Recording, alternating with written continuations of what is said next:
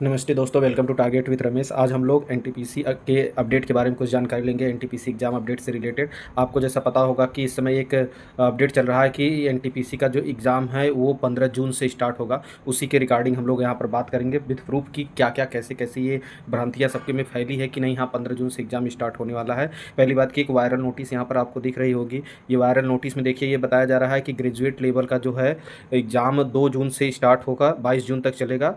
और under graduate का जो एग्ज़ाम है 28 जून से स्टार्ट होकर 21 जुलाई तक चलेगा, जो कि ये गलत है। ये एनटीपीसी की ऑफिशियल नोटिस है ही नहीं। हाँ, इसके आसपास हो सकता है एग्ज़ाम, लेकिन ये इसकी ऑफिशियल नोटिस नहीं है। ये वायरल हो रही है। नेक्स्ट इसका देखते हैं कि नेक्स्ट क्या है इसमें विद प्रूफ के साथ। जो अभी हाल ही में एक प्रूफ के तौर पर हम देखेंगे कि हिंदुस्तान एक्सप्रेस ने बात किया था रेलवे के अधिकारियों से, तो वहाँ से ये पता चला था कि अब 12 अप्रैल से असिस्टेंट लोको पायलट का जो ऑफिशियल नोटिफिकेशन के साथ ऑनलाइन है वो शुरू हो गया है। उसके रिगार्डिंग ये पूरा यहाँ पर डिटेल बातें की गई, लेकिन इसी के अगले पेज में ये बताया गया था वहीं पे कि लगभग स्नातक और परास्नातक के 1 करोड़ 21 लाख आवेदन आए हैं। उसमें से उन सभी का एग्ज़ाम शुरू होने की जो डेट ये अधिकारी बता रहे हैं रेलवे की, ये 15 जून से बता रहे हैं कि 15 जून से स्नातक की परीक्षाएं प्रारंभ होंगी। ये ऑफिशियल नोटिस नहीं है, लेकिन ये आप मान सकते हैं कि 15 जून के आसपास से कह रहे हैं, तो जुलाई में आपकी हो सकती हैं। तो ऐसा नोटिस वहाँ के अधिकारियों ने दिया था। अब आप चलते हैं कि देखिए मई में क्या है, कि मई में क्यों नहीं हो सकता।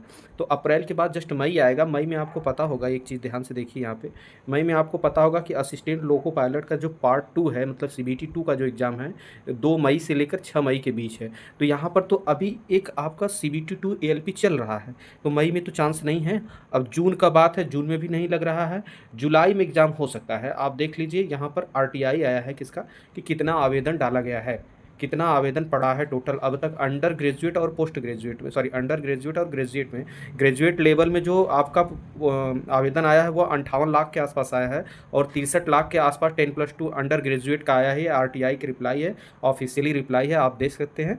जैसे ही हम लोग थोड़ा स्क्रॉल करके नीचे चलेंगे देखेंगे कि इसके बारे में क्या इसका सिलेबस वगैरह है। सिलेबस क्या है, सिलेबस से रिकॉर्डिंग ये है कि ये 90 मिनट का पहला इसका सीबीटी 1 होगा, जिसमें जनरल अवेयरनेस के 40 प्रश्न 40 नंबर के, 30 नंबर के 30 प्रश्न, मैथमेटिक्स के रीजनिंग के भी 30 नंबर के 30 प्रश्न होंगे। टोटल 100 प्रश्न होंगे और ये 90 मिनट के होंगे। ये सीबीटी 1 है इसका, क्या है ये सीबीटी 1 है इसका, सीबीटी 1। और सीबीटी 2 में क्या होगा, सीबीटी 2 में थोड़े मार्क्स बढ़ जाते हैं, थोड़े डाटा बढ़ जाते हैं। देखिए सीबीटी 2 में क्या है, सीबीटी 2 में आप देखेंगे कि जनरल अवेयरनेस जो है 50 क्वेश्चन 50 मार्क के, 35 के रीजनिंग और 35 का मैथ ही मिलेगा। टोटल 120 क्वेश्चन, 90 मिनट भी वहाँ पे भी मिलेंगे। ये सीबीटी 2 का है, सीबीटी 2, ये सीबीटी 2 का आपका सिलेबस है।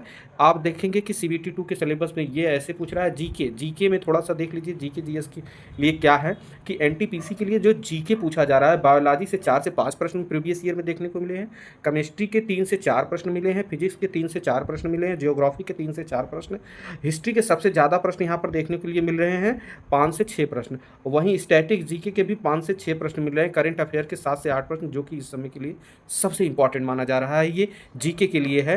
थोड़ा सा स्क्रॉल करके मैथ के बारे में भी देख लेते हैं कि मैथ में क्या क्या चीज़ें हैं, कैसे हैं।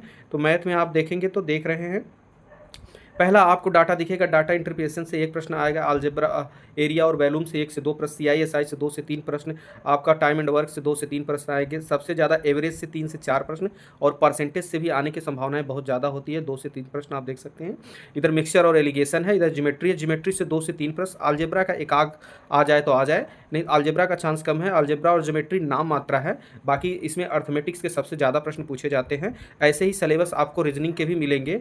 थैंक यू फॉर वॉचिंग मी। अगर थोड़ा सा भी सपोर्ट मिला हो तो मुझे सब्सक्राइब करें।